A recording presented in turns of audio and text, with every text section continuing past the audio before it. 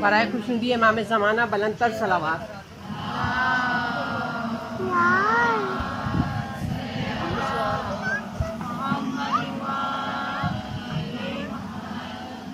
برائے خوشنودی بالی سکینہ صلوات۔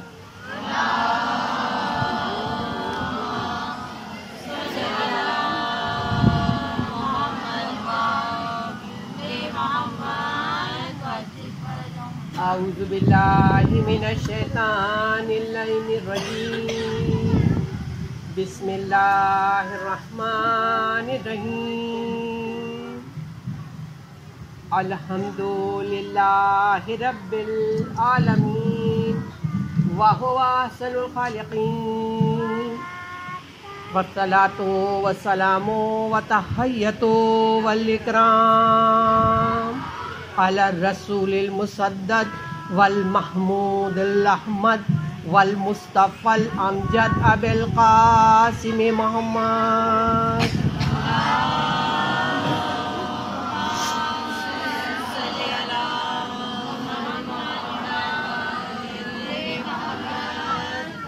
وآلہ الطیبین الطاہرین المنتجبین المنتخبین المیامین المعصومین، لا سیما علی بقیۃ اللہ فی الارضین، اللہم عجل فرجہ وکسر انصارہ واہلک اعداءہ ولعنۃ اللہ علی اعدائہم اجمعین من یومنا ھذا الی یوم الدین صلوات۔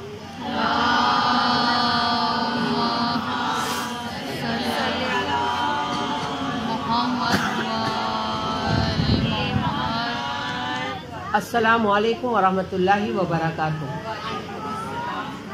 کلام بلاغت نظام میں سورہ عنکبوت کی آیت نمبر 69 میں اعلان پروردگار ہو رہا ہے، ان اللہ لمع المحسنین، کہ پروردگار عالم محسنین یعنی احسان کرنے والوں کے ساتھ ہے۔ یہ آیت مبارکہ میں جمع میں یعنی محسنین کے لیے جمع کا لفظ آیا ہے، محسنین کے ساتھ ہے۔ ایک مرتبہ مسجد کوفہ میں جناب امیر علی ابن ابی طالب علیہ السلام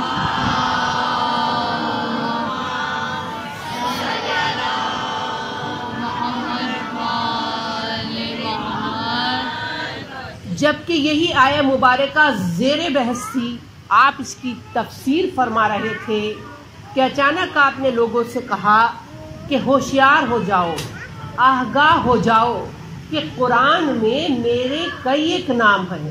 مولا کا مفہوم ہے، قرآن میں میرے کئی ایک نام ہیں اور ان میں سے میرا ایک نام محسن بھی ہے، محسن بھی ہے۔ یہ آیت مبارکہ جو سورہ عنکبوت کی ہے، اس میں جمع کا لفظ آیا ہے محسنین، لیکن مولا یہ کہہ رہے ہیں آپ کا مفہوم کہ میرا نام ایک محسن بھی ہے، اس میں میرا نام محسن ہے۔ مقصد کیا ہے بتانے کا؟ جمع کا صیغہ ہے، بتانا یہ چاہ رہے ہیں کہ میں بھی محسن ہوں، میرے بابا بھی محسن ہیں، میرے دادا بھی محسن ہیں اور میرے پردادا بھی محسن ہیں۔ ان اللہ لمع المحسنین، اللہ محسنین کے ساتھ ساتھ ہے۔ اور یہ حدیث بھی امیر المومنین علی ابن ابی طالب علیہ السلام کے حوالے سے ملتی ہے۔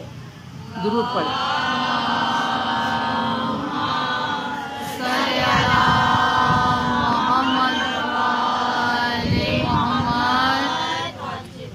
آپ کا مفہوم ہے کہ جب کوئی بچہ شکم مادر میں ہو، آج کی گفتگو ایک بچی کی فرش ازا ہے، اس لیے بچوں کی مناسبت سے جاری رہے گی۔ یہ حدیث بھی جناب امیر سے ملتی ہے۔ مولا کا مفہوم ہے جب کوئی بچہ شکم مادر میں ہو تو اس کا نام رکھ دو، اور نام پیغمبر کے نام پر رکھا جائے، اب اگر بیٹا ہو تو نام محمد ہو جائے، اور بیٹی ہو جیسا کہ آج کل معلوم ہو جاتا ہے تو محمد ہی کہنے میں بھی کوئی حرج نہیں، احمد بھی رکھا جا سکتا ہے، بیٹی ہو تو احمدی بھی کہہ سکتے ہیں۔ مقصد اس نام کی تاثیر اور خوبیاں حاصل کرنا ہے، بعد میں نام کو آپ آگے پیچھے جو چاہے کر سکتے ہیں۔ تو کہا یہ نام رکھ دو۔ کیوں رکھ دو؟ ابھی تو بچہ دنیا میں آیا ہی نہیں، شکم مادر میں ہے، کہہ رہے نام رکھ دو۔ کیوں نام رکھ دو؟ اس کی وجہ بتاتے ہیں معصوم، کہتے ہیں سنو وجہ کیا ہے کہ نام رکھ دو۔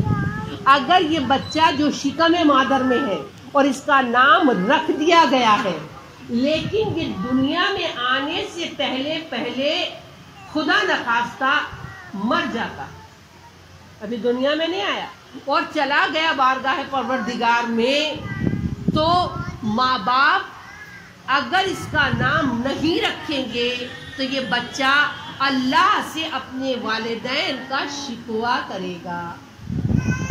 اور اگر نام رکھ دیا اور ابھی شکم مادر میں ہی تھا اور دنیا میں نہیں آیا اور چلا گیا، تو یہ بچہ والدین کا محسن بن جائے، بخشش کا ذریعہ بن جائے گا۔ ماں باپ اس کا نام رکھ کے بچے کے محسن بنیں گے اور بچہ ان کی بخشش کا سہارا بن جائے گا۔ جب شکم مادر میں ہو تو اس کا نام رکھ دو۔ دیکھیے ذات ختمی مرتبت پیغمبر اسلام صلی اللہ علیہ وآلہ وسلم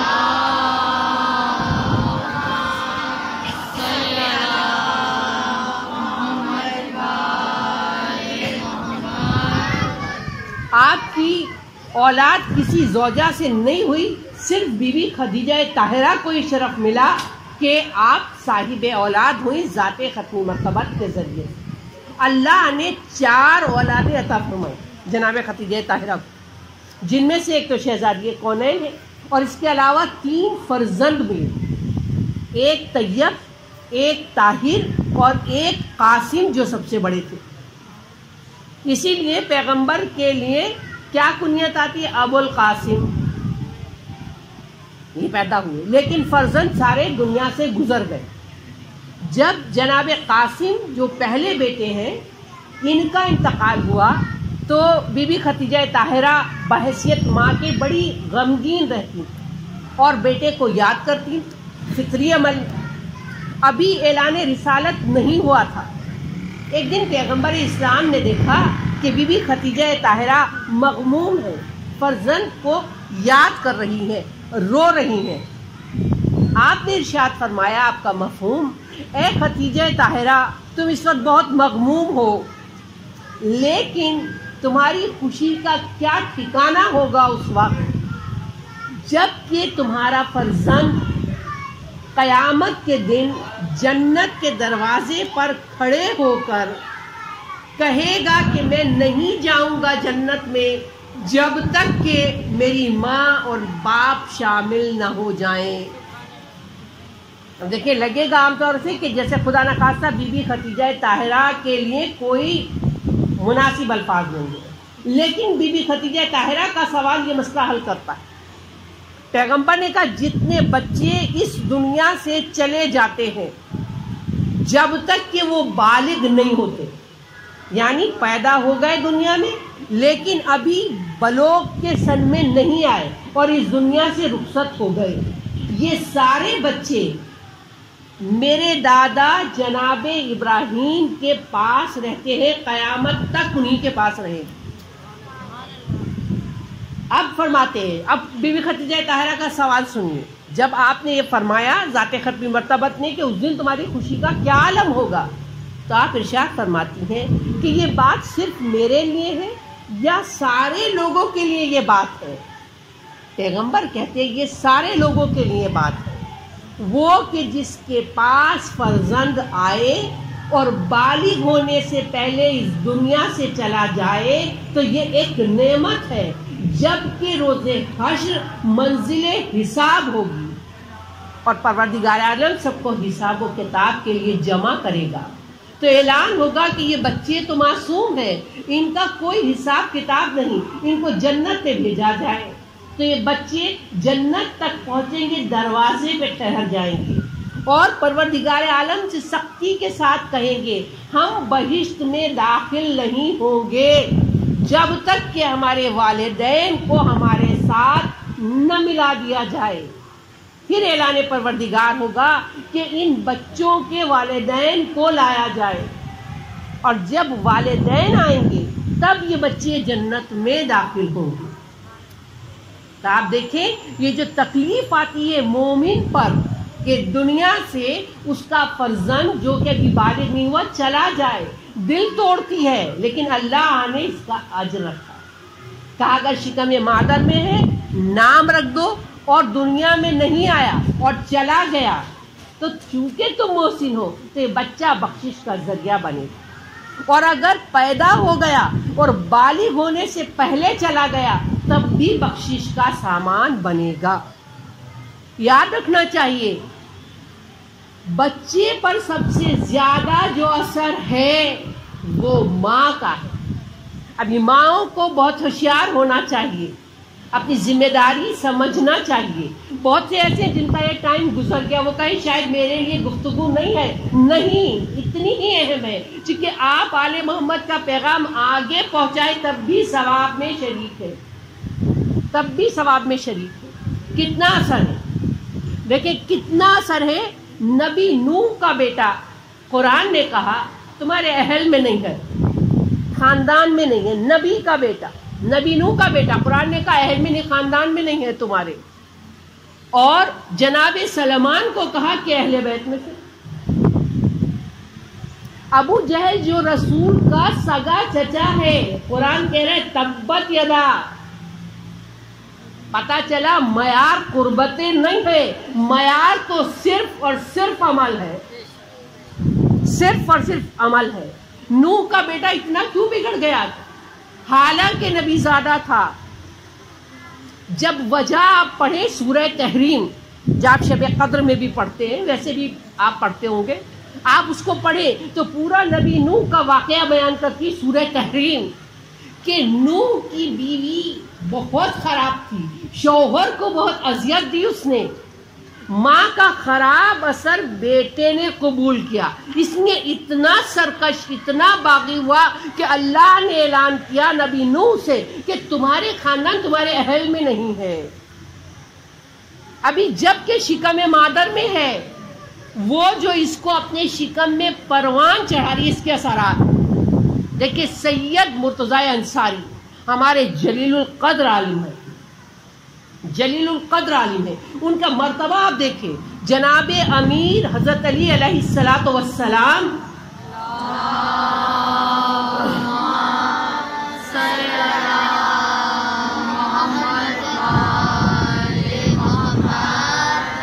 خواب میں ان کو اپنا بیٹا کہتے ہیں، علم ہدایت، ہدایت کا پرچم یہ لقب دیتے ہیں۔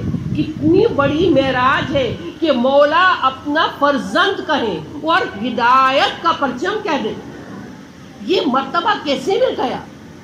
اتنا بڑا مرتبہ، کسی کو کوئی مرتبہ ملتا ہے تو اس کے پیچھے کچھ وجوہات ہیں، ان کے مرتبے کی وجہ، ابھی 5 سال کے تھے، 5 سال کے تھے، اور اپنے بابا کے ساتھ مجتہدین کے درس میں جاتے تھے، باپ کے ساتھ، باپ مجتہدین کے درس میں جاتا تھا، یہ 5 سال کے تھے، سید مرتضی انصاری اپنے بابا کے ساتھ درس میں جاتے تھے۔ ایک دن اپنے بابا کو کہا کہ بابا یہاں جو درس چلتا ہے مجتہدین کا درس، 5 سال کا بچہ کہہ رہے ہیں کہ مجھے یہ لگتا ہے میں نے یہ درس پہلے کہیں سنا ہے۔ ان کے والد کہتے ہیں کہ یہ بات تم اپنی ماں سے پوچھو۔ چھوٹے 5 سال کے ماں کے پاس آ گئے، پوچھا اماں جب جاتا ہوں درس میں ایسا لگتا ہے سارا سنا ہوا ہے مجھے، کیا وجہ ہے؟ ماں کہتی ہے ہاں جب کہ تو میرے شکم میں تھا میں اسی درس میں جاتی تھی، یہ درس کو سنتی تھی اور پھر واپس آ کے اس پہ غور و فکر کرتی تھی۔ یہ بچپن کی اثر تھی کہ سید مرتضی انصاری یہ مقام پر پہنچ گئے کہ مولا نے خواب میں اپنا بیٹا کہا اور ہدایت کا پرچم قرار دیا۔ ہدایت کا پرچم قرار. تو جب یہ بچہ شکم مادر میں ہو تو ماں کو بہت غور کرنا ہے. میرا ہر عمل یہ بچے کی شخصیت پر جا رہا ہے، اس کا اثر اس پہ ہی کرے. دیکھیے ایک محب تھا، چھٹے امام جعفر صادق علیہ السلام کے پاس آ گیا.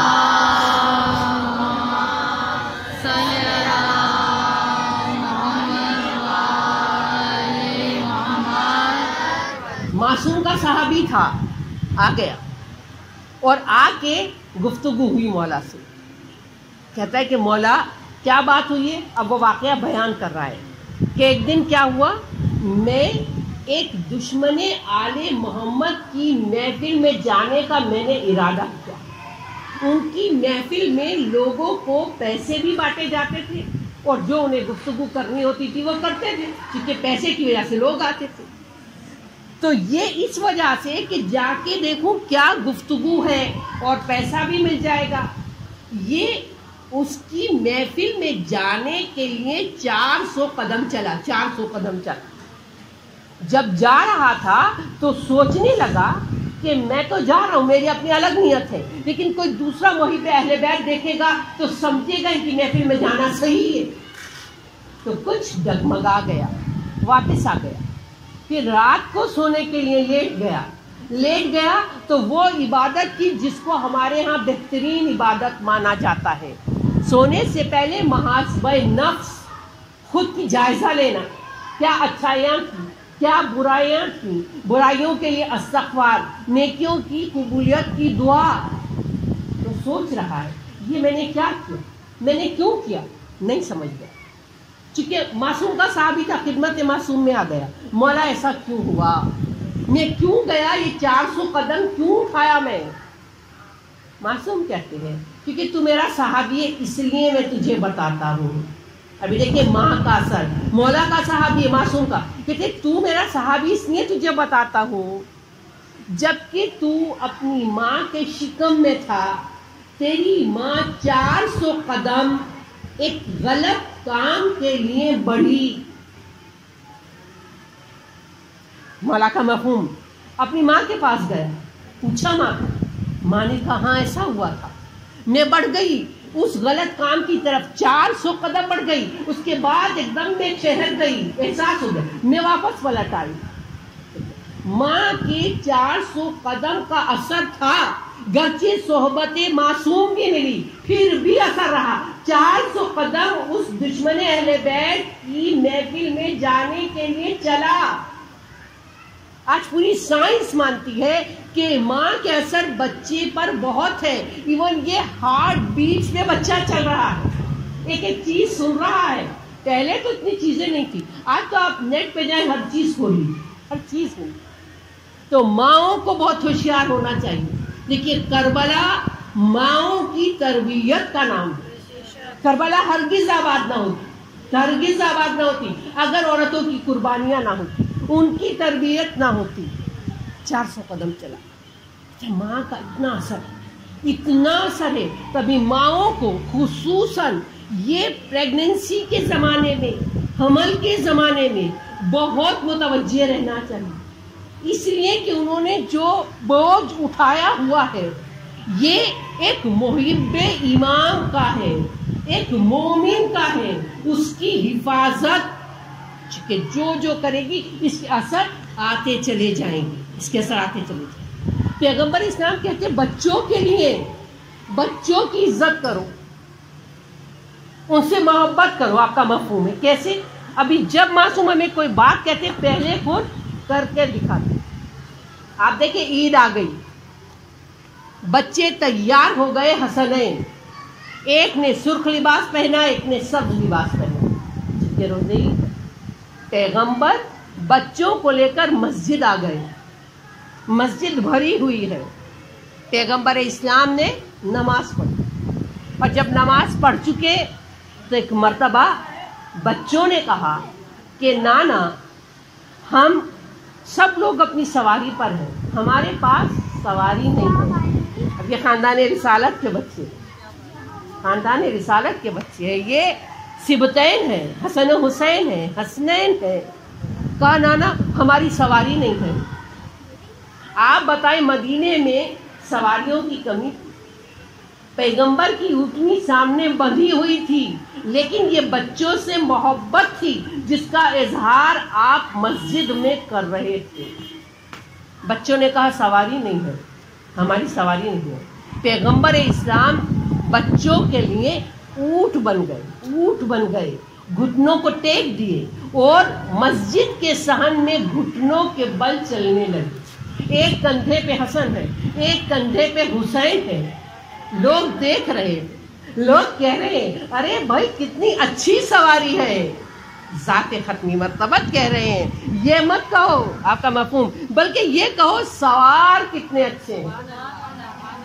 یہ حسنین ہے۔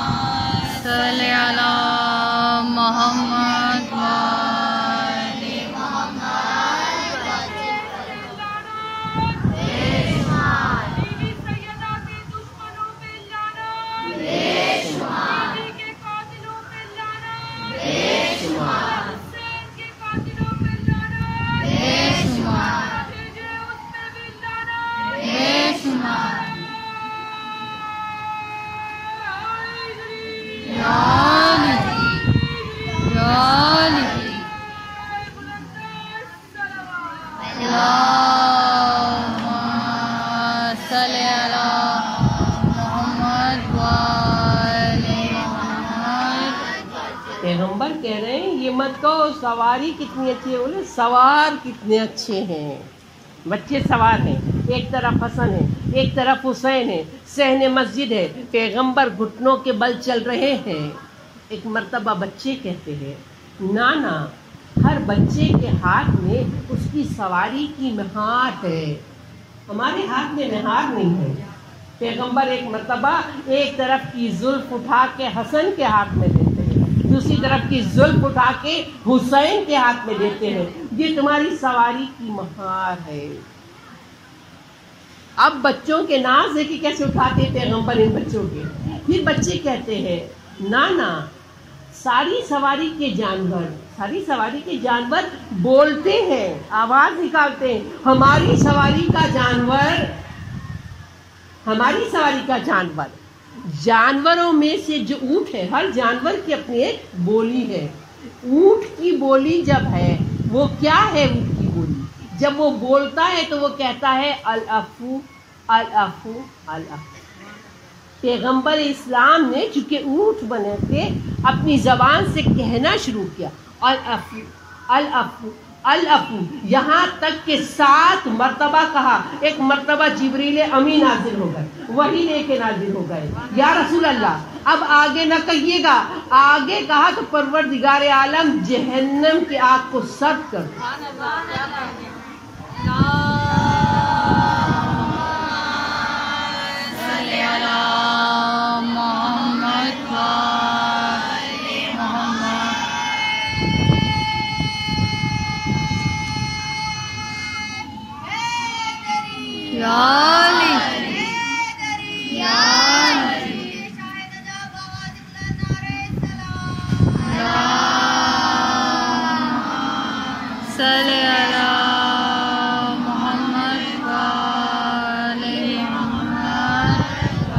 یہی وہ لفظ جو ملتا ہے جب نماز شب میں نماز وطر پڑھتے ہیں، جب پڑھتے ہیں 70 دفعہ استغفار پڑھی جاتی ہے، پھر 7 دفعہ پڑھتے ہیں ھذا مقام العائذ بک من النار، پھر کہتے ہیں 300 دفعہ پڑھو الافو الافو الافو، پروردگار مجھے بخش دے بخش دے بخش۔ یہ وہی لفظ ہے۔ پیغمبر نے اس لفظ کی تکرار کی اور جبریل امی آ کر آج تک اسی لیے ہمیں حکم ہے وہ عید ہی نہیں مانی جائے گی جس میں حسن و حسین کا تذکرہ نہ ہو، گرچہ زمانہ کتنا بھی آگے بڑھ جائے۔ اسی لیے ہمیں حکم دیا گیا جب بھی عید کی نماز پڑھو اس کے فوراً بعد زیارت حسین علیہ السلام پڑھو۔ یاد رکھو جڑا ہوا ہے ذکر حسین عید کے ساتھ۔ پیغمبر نے بچوں کا تعارف کرا دیا، ان کے نام سب لوگوں کے سامنے اٹھائے کہ یہ میرے بچے ہیں، یہ حسن حسین ہے. اس طرح پیغمبر نے مسجد میں حسنین کو لوگوں کے سامنے پیش کیا اور کہا کہ سواری نہیں، سوار کتنے بہترین ہے، یہ کہو. اس لیے بچوں کے حوالے سے محتاط رہنا چاہیے، متوجہ رہنا چاہیے. دیکھیے مختلف پرابلمس ہیں بچوں کے ساتھ، ساروں کا تو ذکر نہیں ہو سکتا، چند ہیں. دیکھیے زیادہ تر ماؤں کی کمپلین یہ ہے کہ بچے بہت بیمار رہتے ہیں. کمپلین ہے ہوتی بچوں کے ساتھ بیماری، یا چند ایک بچے ہوتے ہیں ان میں سے کوئی ایسا ہوتا ہے جو مسلسل بیمار رہتا ہے. تو اس کے لیے ایک عمل بتایا گیا کہ اگر اس میں الہی میں سے ایک جو کہ ہے البرو، پروردگار عالم کے ناموں میں سے ایک نام ہے البرو، اگر 202 مرتبہ یہ بچے کے اوپر پڑھ دیا جائے تو جب تک کہ یہ بالغ ہوگا تمام آفات اور بیماریوں سے محفوظ رہے. پروردگار کا نام البرو 202 مرتبہ جو بچہ پیدا ہو اس کے اوپر پڑھ دیا جائے تو اس پڑھنے کا جو نتیجہ ہے وہ یہ پریشانیوں سے، بیماریوں سے محفوظ رہے. اب کچھ کی پرابلم یہ ہے کہ بچہ روتا بہت ہے، یہ ایک علیحدہ سے معاملہ ہے. ایک تو بیمار رہتا ہے، ایک اس کا رونے کا سلسلہ رکتا نہیں ہے. ذات ختمی مرتبہ ارشاد فرماتے ہیں کہ سورہ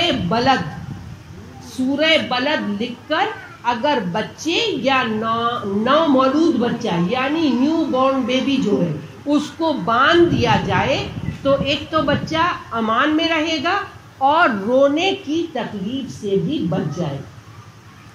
چھٹے امام کہتے ہیں کہ اگر سورہ جاسیہ باندھ دی جائے، اس کو لکھ کر باندھ دی جائے تو وہ آفات اور بیماریوں سے، اور آپ کا مفہوم ہے آفات اور بیماریوں سے محفوظ رہے گا. ہم دعا کرتے ہیں پروردگار عالم کل مومنین کو اور جتنے بچے ہیں ان کو خیر و عافیت کے ساتھ پاکیزہ حیات عطا فرمائے، اطفال حسینی کے صدقے سے، اس بیوی کے صدقے سے جس کی یہ فرش ازا بچی. دیکھیے یہ فرش ازا بی بی رباب کی بچی تھی. رباب کون ہے؟ جب روزہ عاشور تھی اور امام جائزہ لے رہے تھے قیام، ہر بیوی تیار کر رہی تھی اپنی قربانی. کہیں قاسم کی ماں تھی، کہیں علی اکبر کی ماں تھی، کہیں اونو محمد تیار ہو رہے تھے. اور جب رباب کے خیمے کے پاس سے گزرے تو ارباب منبر پڑھتے ہیں دیکھا بی بی رباب رو رہی. رباب کیوں رو رہی؟ مولا آج ہر بیوی اپنی قربانی کو تیار کر رہی، اپنی اولاد تیار کر رہی ہے، کل آپ پہ نثار کر دے اور فاطمہ زہرا کے سامنے سرخ رو ہو جائے. لیکن مولا میرے 2 ہی بچے اور مولا بہت ہی کم سن ہے. ان 2 میں ایک سکینہ ہے جو 4 برس کی ہے، جو میدان میں نہیں جا سکتی، اور ایک 6 مہینے کا اصغر ہے، یہ تو ابھی گھٹیوں میں نہیں چل سکتا. میں کہوں بی بی رباب پریشان نہ ہو، تیری اولاد کی قربانیاں، تیرا 6 مہینے کا اصغر حسین کہیں گے یہ میرا حیدر ثانی ہے، اور یہ بچہ ذبح بھی ہوگا، یہ نہر بھی ہوگا. حسین اس کو اپنی آخری حجت قرار دیں گے. اور تیری سکینہ اس طرح حسین کی قربانی کو عام کرے گی کہ خود زندان میں ہی رہ جائے گی، خود رہا نہ ہوگی لیکن اسلام کو بچا لے گی. کہتے سکینہ عاشق حسین تھی اور حسین کو سکینہ سے، سکینہ کا مرتبہ یہ وہ بچی تھی جس کو حسین نے نماز شب میں مانگا. بار الہ مجھے ایک بیٹی عطا فرما، بار الہ مجھے ایک بیٹی عطا فرما جس سے میں محبت کروں اور وہ مجھ سے محبت کرے، اور پھر پروردگار وہ میں دین پر تیرے لیے قربان کروں، دین پر قربان کروں. یہ دیکھیں اور بھی بچے تھے کربلا کے اسیروں میں، لیکن جو ظلم و ستم سکینہ پر کیے گئے وہ دوسرے بچوں کے ساتھ نہیں. وجہ کیا لکھی گئی؟ وجہ یہ لکھی گئی کہ اشقیاء جانتے تھے ہم ظلم سکینہ پہ کریں گے اور تکلیف حسین کو ہوگی،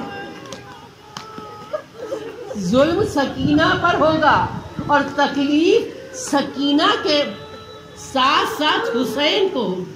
اسی لیے آپ دیکھیں ملتا ہے جب اسیروں کا قافلہ تیار ہوا، بچوں کو بٹھایا گیا ماؤں کے ساتھ، ماؤں کے ہاتھ پس پوش بندھے تھے، بچوں کو بٹھایا گیا، لیکن سکینہ کو تنہا الگ اونٹ پر بٹھایا گیا، اور جب اس اونٹ کو دوڑایا گیا، آپ جانتے اونٹ کی سواری مشکل ہے، خصوصاً بچوں کے لیے سنبھالنا بہت مشکل ہے۔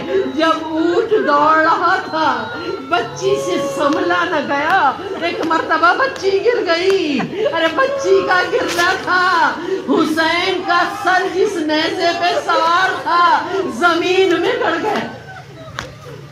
اب تازیانہ تھا، پشتے سید سجاد تھی، پوچھو بابا کا سر کیوں نہیں بڑھتا، زنجیروں کو اٹھایا، بیڑیاں سنبھالی، بابا کیوں نہیں بڑھتے؟ حسین کہتے سجاد سکینہ بچی کو ڈھونڈا گیا، بچی مل گئی، ماں فاطمہ زہرا نے گود میں لیا تھا۔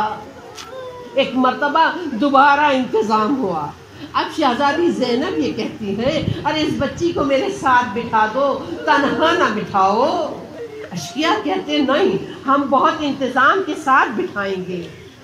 جب لے گئے بٹھانا شروع کیا تو سکینہ کو ایک اونٹ پر بٹھایا، سکینہ کو ایک اونٹ پر بٹھا دیا، اور بٹھانے کے بعد رسیاں منگائی گئی۔ اب ایک رسی کو جس کے 2 سرے تھے، ایک سرا اونٹ کی گردن میں باندھا، دوسرا سرا سکینہ کی گردن میں باندھا، لیکن ابھی امکان تھا کہ سکینہ گر جائے گی۔ پھر اور رسیاں لائی گئی، ایک رسی سیدھے پیر میں باندھی گئی، ایک رسی الٹے پیر میں سکینہ کے باندھی، پھر دونوں رسیوں کو اونٹ کے شکم کے نیچے باندھ دیا، اونٹ کو دوڑانا شروع۔ اب سکینہ اونٹ سے تو نہ گری، مگر ہاں جب ایک منزل پہ لا کے اونٹ کو روکا، رسیاں کھولی گئی، اب جو سکینہ اتری، ارے سارا کرتا لہو لہو تھا، اس لیے کہ سارے رستے اونٹ کی سخت پشت تھی، سکینہ کا نازک سینہ تھا، ایک رگڑ لگتی تھی بار بار، سکینہ کا سینہ زخمی ہوتا۔ معصوم سکینہ پھر زندان میں لے آئے، زندان میں قید کیا گیا۔ کہتے زندان بہت خرابہ تھا، بہت بڑا خرابہ تھا، ایک بوسیدہ مکان تھا جس میں نہ دھوپ آتی تھی نہ روشنی آتی تھی۔ ارے جب یہاں آ گئے تو نہ دن پتہ چلتا تھا نہ رات، بچے گھبراتے تھے، بلک کے روتے تھے۔ سکینہ کہتی تھی پھوپھی اماں یہ ہم کس جگہ آ گئے؟ ارے پھوپھی اماں ایک دوسرے کو دیکھ نہیں سکتے، پھوپھی اماں اس جگہ دن نہیں ہوتا۔ ارے زینب چھپاتی تھی، زینب سلاتی تھی۔ ایک دن بچی بہت رو رہی تھی، زینب نے سلا دیا۔ ابھی کچھ رات گزری تھی، ایک مرتبہ بچی بیدار ہو گئی، رونا شروع کیا، ارے میرے بابا آئے تھے، بابا بھی آئے تھے، میرے بابا کہاں ہیں؟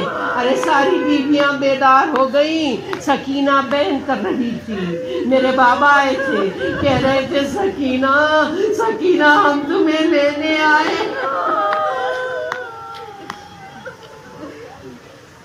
اب جو غل ہوا، یزید کے محل میں آوازیں گئیں، یزید کی نیند خراب ہو گئی، پوچھا کیا وجہ ہے، پتا چلا قیدیوں میں ایک بچی ہے جو بہت شدت سے گریہ کر رہی ہے۔ سید سجاد سے پوچھا یہ بچی کس طرح خاموش ہو سکتی ہے؟ سید سجاد نے کہا اگر بابا کا سر مل جائے تو سکینہ خاموش ہو سکتی ہے۔ یزید نے کہا سر حسین لے جاؤ زندان میں۔ اب جو زندان میں سر حسین آیا، بیویاں کھڑی ہو گئیں، السلام علیکہ یا ابا عبداللہ، السلام علیکہ یا ابن رسول اللہ۔ سید سجاد نے سر مظلوم کربلا سکینہ کی آغوش میں دے دیا۔ ارے اب جو بابا کا سر دیکھا، سکینہ اپنے مسائب بھول گئی، بابا کے رخسار پہ رخسار رکھ دیے۔ ارے بابا سوکھا گلا کس نے کاٹا ہے؟ بابا کس نے مجھے یتیم کیا؟ سکینہ کے بیان جاری ہے، کہہ رہی ہے بابا میں 4 سال کی ضعیفہ ہوں، بابا میں نے بازار شام بھی دیکھا ہے، لیکن بابا زندان شام سے زیادہ خراب کوئی جگہ نہیں ہے۔ بابا سونے کو خاک کا بستر ہے، اینٹ کا تکیہ ہے، ارے سکینہ کے مصائب جاری ہے۔ ایک مرتبہ آواز ہلکی ہونا شروع ہوئی، بیویاں سمجھ رہی ہیں شاید سکینہ سوئے گی، لیکن زینب نے جو ہاتھ پکڑا سکینہ کا، ہاتھ ٹھنڈا تھا۔ ایک مرتبہ کہا سید سجاد، سکینہ رخصت ہو گئی۔ آج سید سجاد آئے، ارباب اعضاء آپ جانتے ہیں دنیا کا دستور ہے کہ اگر قید خانے میں کوئی قیدی مر جائے تو اس کو رہا کرتے ہیں کہ قبرستان میں دفن کر دو، لیکن حیال رسول حاکم کا حکم ہے بچی کا جنازہ باہر نہ آئے، میں خود سالہ بھیجتا ہوں، ایک مرتبہ میں کفن بھیجتا ہوں۔ سید سجاد کہتے ہیں میں تیرے کفن کی ضرورت نہیں ہے۔ ارے غسالہ آئی، اب جب غسل دینا شروع کیا، آپ جانتے ہیں کپڑا ہٹایا جاتا ہے، چہرہ نظر آتا ہے۔ اب جو چہرے پہ نظر گئی، ارے نیلے نشان ہیں، سیاہ نشان ہیں، کانوں سے لہو۔ چاہتی ہے کہ لباس اتارے، لیکن کرتا خون سے بھرا ہوا، جسم سکینہ سے چپٹا ہوا۔ زینب کہتی ہے ارے یہ تازیانوں کے نشان ہیں، یہ تماچوں کے نشان ہیں، ارے خون سے بھرا ہوا کرتا ہے، کانوں سے لہو اس لیے جاری ہے کہ گوشوارے کھینچے گئے۔ یہی جلا ہوا کرتا سکینہ کا کفن بنا۔ سلام ہو سید سجاد کو، قید خانے میں ایک ننھی سی تربت بنائی۔ یہ بڑی غربت کا جنازہ ہے، یہ مظلومیت کا جنازہ ہے۔ ارے جس میں کچھ عورتیں شریک ہیں، کچھ بچے شریک ہیں، سید سجاد دفن کرتے ہیں، تربت بنا لی ہے، ماں رباب سامنے ہے، لحد میں لاش سکینہ اتارتے ہیں، 2 ہاتھ بلند ہوتے ہیں، سید سجاد ہماری امانت دے دو۔